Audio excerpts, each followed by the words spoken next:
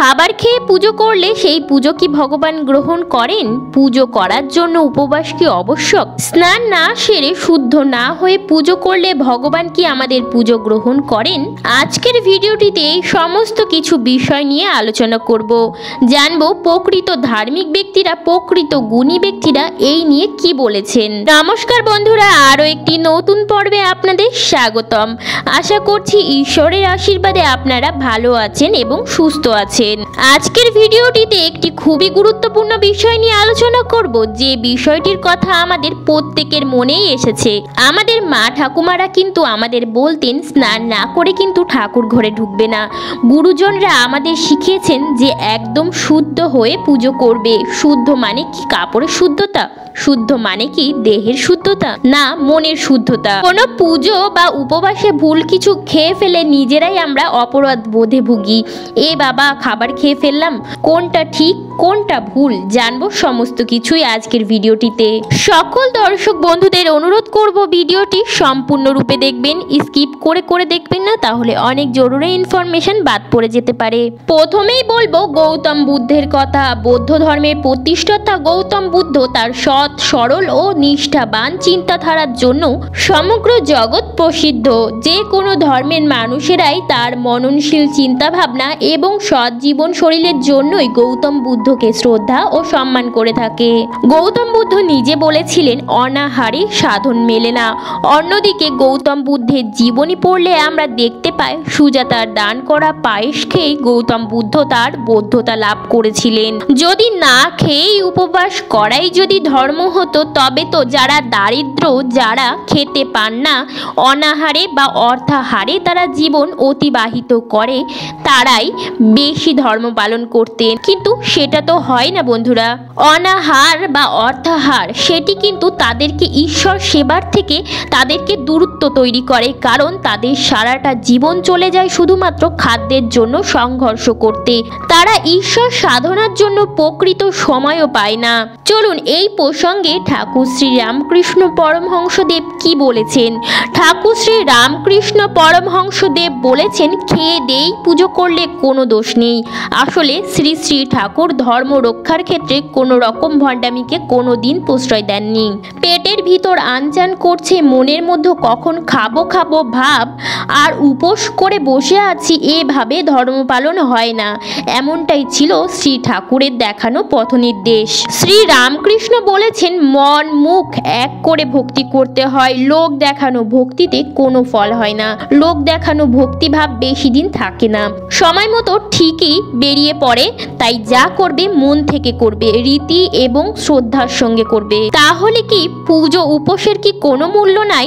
এই প্রসঙ্গে শ্রী ঠাকুর কি বলতেন, তাকে কি দেব, সবই তো তার, ভালো ভালো জিনিস তার ছাড়া তো কারো নয়। চলুন বন্ধুরা আপনাদের সেই গল্পটি শুনিয়ে দিই।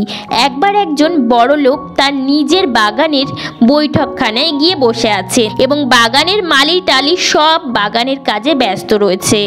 এমন সময় দারোয়ান এসে বলল, বাবু, আমি কাল থেকে আপনার জন্য একটি গাছ পাকা পেঁপে তুলে রেখেছি, আপনি এটা নিন বাবু। বাবু কিন্তু জানেন বাগান তার, গাছও তার, পেঁপেও তার, কিন্তু ওই যে দারোয়ান কত শ্রদ্ধা করে মনে করে পেঁপেটি তার বাবুর জন্য রেখে দিল। এটা কি বাবু দেখবেন না? দারোয়ানের শ্রদ্ধা মনকে বিচলিত করবে না? বুঝবি, পুজো করাটাও ঠিক সেরকম। অর্থাৎ বন্ধুরা, আপনারা খেয়ে পুজো করুন অথবা আপনারা উপবাস রেখে পুজো করুন, সব সময় যেন আপনার মনে শুদ্ধতা থাকে। আপনি উপবাস করে পুজো করলেন, তখনই সেটি ফলপ্রদায়ী হবে যদি উপবাস করা অবস্থায় খাবারের কথা চিন্তা না করে আপনি ভগবানের পাদপদ্মের কথা চিন্তা করেন। নচেত আপনি সকালে কিছু খাবার খেয়ে নিন, তারপর স্নান সেরে পুজো দিন। বন্ধুরা, ভিডিওটিতে আমি যে দুজন অসাধারণ মানুষের কথা বললাম, তারা হচ্ছে প্রকৃত অর্থে ধার্মিক ব্যক্তি। তাদের সাথে তাদের মূল্যবোধের সঙ্গে কিন্তু সাধারণ মানুষের কোনো তুলনা হয় না। এবার আমি বলবো, বাস্তু মতে খাবার খেয়ে পুজো করা শুভ নাকি খাবার না খেয়ে পুজো করা শুভ? শুদ্ধ হয়ে পুজো করা শুভ না অশুদ্ধ অবস্থায় বাসি বস্ত্রে পুজো করা শুভ?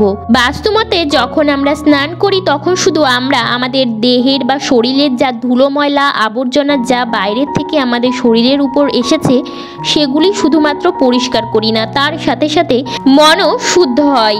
তাই বন্ধুরা, স্নান যখন সেরে বেরোবেন তখন আপনি ফিল করবেন যে আপনার অনেকটা বেশি ফ্রেশ লাগছে। স্নান কিন্তু শরীর এবং মন দুটিকেই শুদ্ধ করে।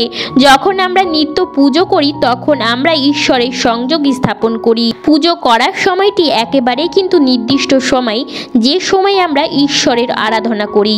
আপনি সারা দিন ঈশ্বরের নাম নিতে পারেন। বন্ধুরা, ঈশ্বর সাধনার জন্য দেহের মনের শুদ্ধতা একান্তই আবশ্যক। তাই বাসি বস্ত্রে পুজো করা একদমই উচিত নয়। তবে তার মানে এই নয় ঈশ্বরের নাম স্মরণ করতে পারবেন না। আমি অনেক সময় অনেক ভিডিওতে বলে থাকি, বাসি বিছানায় বসে আপনারা যে ইষ্ট দেবতা আছে তার নাম নিন এবং তার নাম নিয়ে আপনারা দিনটি শুরু করুন। ঈশ্বরের নাম আমরা যখন খুশি নিতে পারি, যখন আমাদের ইচ্ছা হবে, কিন্তু পুজো করা দেহের মনে শুদ্ধতা একান্তই প্রয়োজন, যাতে আমরা আরো ভালোভাবে ঈশ্বরের সাথে সংযোগ স্থাপন করতে পারি। এবার আসি, খেয়ে দিয়ে পুজো করা ভালো নাকি না খেয়ে পুজো দেওয়া ভালো? বন্ধুরা, যদি আপনার অতিরিক্ত বেশি খিদে পেয়ে যায় বা আপনার এমন কিছু ঔষধ যেগুলি নিতেই হবে, তাহলে আমি বলবো সামান্য পরিমাণ খাবার গ্রহণ করুন, জল গ্রহণ করুন, ওষুধ খান, তারপরেই পুজোয় বসুন। তবে আপনি এমনভাবে প্রতিদিন ঈশ্বর সাধনা করবেন যাতে ঈশ্বরের সাথে সংযোগ স্থাপন করতে পারেন। অনেক বন্ধুরা আছেন যারা মনে করেন উপবাস করে কষ্ট সহ্য করে পুজো করলে এমনভাবেই ঈশ্বরকে পাওয়া যায়। বন্ধুরা, আপনি না খেয়ে দিয়েও পুজো দিতে পারেন যদি পুজো করার সময় খাদ্য খাবারের কথা চিন্তা না করেন। অর্থাৎ উপবাস তখনই গ্রহণযোগ্য যদি সেই উপবাস করার ফলে আপনার ঈশ্বরের সাধনায় বাধা তৈরি না হয়।